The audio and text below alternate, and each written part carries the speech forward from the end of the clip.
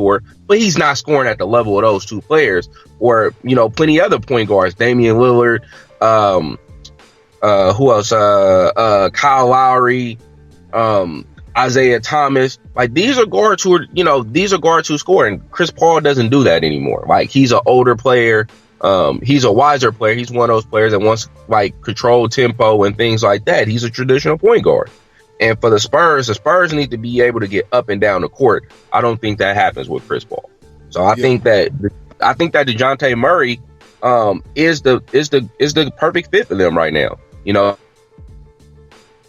right. I mean, I think he's a young player. I think you got to give him some time, definitely. And we'll see. We'll see. Probably he's a player. Lowry would be a better fit for.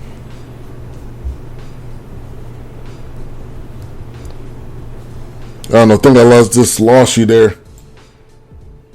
But Big L probably got the best comment so far in the chat room, basically saying, has Clippers won anything with CP3, man? Google it. The answer is no. So you are correct. Ding, ding, ding, ding. The answer is no. And I think he's going to end up staying with the Clippers ultimately. I mean, who else really truly has it to offer him a max deal? I think that's also the other biggest thing about it. Who's willing to put all this money on the line for this one player? And Miss Mocabella jumps in as well. The Spurs not a good fit for Chris Paul. So We'll see. We got to talk about. Oh, go ahead. I think he stays with the Clippers. I don't think he leaves. Yeah, I mean that's what I just said too. I think he will. They're the team that can give him the max money, the maximum deal, the money that he wants, and we'll see. We'll see. All right, let's talk about Manu before I let you go. So Manu, obviously, had a game where he was walking off the court. And you wonder in your mind, is he done? Is he finished? Is he coming back? The biggest question, though, is he a Hall of Famer? And I scratched my head with that one. I think I would have to say no. I mean, to me, no. I mean, if you want to say all basketball as a whole, I think yes. But I don't know. I don't think I can say yes on that one. So, all right. So here's my two questions: Is he staying? Is he coming back with the Spurs, and will he make the Hall of Fame? So the first question, is he coming back to the Spurs? I want to say yes. Ginobili is a competitor. I like watching Ginobili. Ginobili is like one of those players that's like, if he's extremely good or he's extremely bad. Right? Right. And I mean, it's great, because he has so much range. He comes in, he does some great things sometimes, and sometimes he comes in and you're like, what are you doing, Manu? What are you doing? So I think he comes back. I think he wants to play his contract out. He's a good player. He still showed life this year. And Popovich has done a great job with his older players of keeping them rested, keeping them healthy and things like that. So I say he does come back next year. I think he should come back next year and give us one more year. Is he a Hall of Famer? I believe he's a Hall of Famer. He has I think he has 4 rings, 3 rings. True. He has he has rings. He has solid stats as a 6-man. But again, when you look at basketball and with the Hall of Fame, with the NBA Hall of Fame, sorry, it's not NBA Hall of Fame, it's Basketball Hall of Fame. Right. Basketball Hall of Fame takes into account your stuff overseas as well. And he's won a Olympic medal. He's won Olympic gold medal. He's won plenty of medals. He's a great player in Europe, Argentina. So yeah, I think he is a Hall of Famer. I think he was, and at one point, even though he was coming off the bench, I always thought he was a top 5 shooting guard in the league. Just because of the way he played. His ability to play, his ability to get other people involved in the game, to score, turn it on when he needed to. Things like that. He did so much on the court. So talent wise, I think accolades, everything that's there. I think everything is there for him to be a Hall of Famer. Now, he won't be a first ballot Hall of Famer, but I think he does get in. Okay. He won't be a first ballot. You know, Tim Hardaway, my boy Tim Hardaway isn't a first ballot Hall of Famer. You know, he's been waiting for years. And I think Tim Hardaway was one of the best point guards during an era where point guard play was extremely important. And he's not in yet. And I think he will get in. Manu's going to have to wait too. But I think he gets in. Okay. All right. Well, as always, man, great having you on the show. Love talking sports with you. I see you with the Dub shirt on. Finals coming up. Finals will be starting this Thursday. Everybody will be locked in and watched, I'm sure. But appreciate you, man, as always. Hey, real quick, though, I know you were doing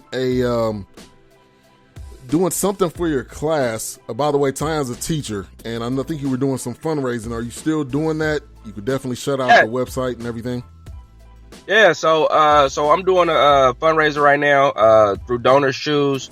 What I'm trying to do right now is set up or get materials for a chess class. One thing that I did as a kid, and you remember as well, I used to play chess all the time, played in a bunch of tournaments, won tournaments and things like that. But chess is a great game for kids to learn.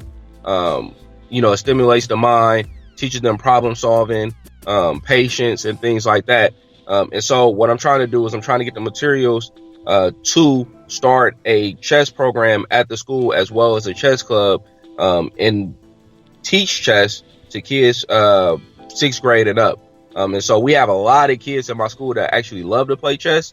And so it's just a great opportunity for me to help those students really learn how to play, teach them how to play, and give them another outlet within the community. So something fun to do, something enjoyable, something that it's a skill that they can take with them. And so it's Donor Shoes. You can look up my name, Tyjun Mack, Tyjun Mack. And the school is CCPA, Coliseum College Preparatory Academy. It's in Oakland, California. And yeah, any donation helps. Any donation helps. $10, $15, whatever it may be. I'm trying to get 17 chess sets, which is a board, the pieces, and the carrying bag to keep the materials in. So. All right, man. Well, cool. And everybody go donate something or share it. Once again, that's Tyjun Mack, Donor Shoes. Put it on your Facebook page, Tyjun, and I'll put the link there. And I'll share it out so everybody can check it out. No problem. Thank you, man. Appreciate it. All right, man. Take care. You too. All right. Go Dub. All right. That was Tyjun Mack. Always love having him on the show. Always love talking all type of sports with that man. All right, man. So, guess who stepped in the room? Cabal. We got Chief Rocker in the building. Appreciate you for jumping into the show. All right, so what we're going to do, we're going to take a quick break. Right after that, we'll be talking NHL Stanley Cup Finals. It's going to be coming up. First game will be on Tuesday, so we'll preview that matchup. We'll be right back after this break. Are you looking for an honest car guy? Somebody that's going to shoot it straight, give you the honest answers, and give you the best deal on the car of your dreams? Check out ShawnNataneti, Internet Sales Manager at Jerry Durant Toyota, Texas. Call or text him at 817-231-3696 or visit his website at GoShawnAuto.com. He'll give you a great deal on the car of your dreams. Even if you're not in Texas, he can still give you a deal on a car. Check him out right now. ShawnNataneti, GoShawnAuto.com. It's time to claim your curves without claiming bankruptcy. It's time for Plug Fashions. Fashions on a budget. Go online to plugfashions.com. From jewelry to makeup, from dresses to jeans to shoes, Plug Fashions specializes in clothing for plus size and petite women, all within your budget. Fashion you can afford and free shipping? Yes, please. Go online to plugfashions.com. Plug Fashions. Fashion on a budget. Yo, this is your boy Key C from the Kicking It With Key C show. When I want to jam, I'm jamming with Queen Josie and DJ New as they're kicking those vibes. All right, we are back in the BS3 Sports Show. We got another guest up on the show. My man Launy Schwartz of Goal. I know you have a company called Goal. Stop the Goaltending. I'm sorry. What is it? It's all right, man. Stop the Puck Goaltending is my business. The Hockey Report is my podcast.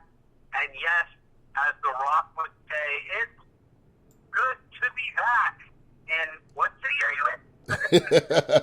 It's good to be back in Dallas. Exactly. Big D, the star, where the Dallas Stars didn't exactly do all so well this season. Sorry, buddy. Yeah, no, we didn't amount to what we thought we were. So it is what it is on that. But let's get into the Stanley Cup Finals, which it was an amazing game last night. If you did not see that game, you need to go back and watch the highlights or do something. It was double overtime. The Penguins end up winning on a Chris Kunitz goal that ends up sending them to the finals again, back to back. What was your thoughts in that game, and did you see the Penguins coming back? It's nice to see a good hockey game go like that to double overtime. But when you say good hockey game, in terms of which team, I mean, Pittsburgh was all over them. And in the first overtime, I was shocked Pittsburgh wasn't able to capitalize from something because they were just all over the Washington Capitals. Sorry, I'm thinking of America's capital, not my own country's, for crying out loud. The Ottawa Senators. And it was great hockey to watch, but just so many weapons on Pittsburgh. It's ridiculous when you're looking at their stat sheet and you're looking at the players that are performing on the offensive side of things. Jake Gensel is leading the team in goals with 9. You've got Kenny Malkin, I think 24 points in the playoffs? 24? It's ridiculous. They're just firing on so many cylinders right now. I don't think there's a car big enough to house that engine then. It's massive up front. And all the while, they've got Chris Letang on the back end on the men. He's gone for the season, and he's their all-star defenseman. And everybody's going, well, what about the defense on Pittsburgh? What about the defense? Justin Schultz, the guy's been anchoring the D. He got injured very briefly. He's back. But that goal last night, let me tell you, Kunitz just in the right position. Sidney Crosby drew all kinds of attention behind the net, was able to pass the puck out to the high slot, and then Kunitz just puts one through 3 different Ottawa Senators, forgetting that they're not the goaltender. As a goalie, it drives me crazy to see that when you have guys lining up in front of you, comparing your field of vision, that just killed any opportunity for Craig Anderson to actually make that save. And he could have. Had he seen the puck the way he was playing, if he was seeing the puck, he's stopping it. And I just kind of feel bad after the season that they had as a team, obviously. And Craig Anderson, the goalie, his wife, Nicole, she was battling cancer. She's in remission. So you would have thought it'd be a great storybook ending for the franchise. But in another twist, it's the Pittsburgh Penguins heading back to the Stanley Cup Final. And they're looking to see if they can pull a Detroit Red Wings who did this way back in the late 90s to win back-to-back Stanley Cup championships. And kudos to you. You pronounced Chris Kunitz's name perfectly. That was fantastic. Well, awesome. I'm excited for myself that I got that name correct. I was practicing, so cool. We all make mistakes sometimes. On a hockey report, if I make a mistake,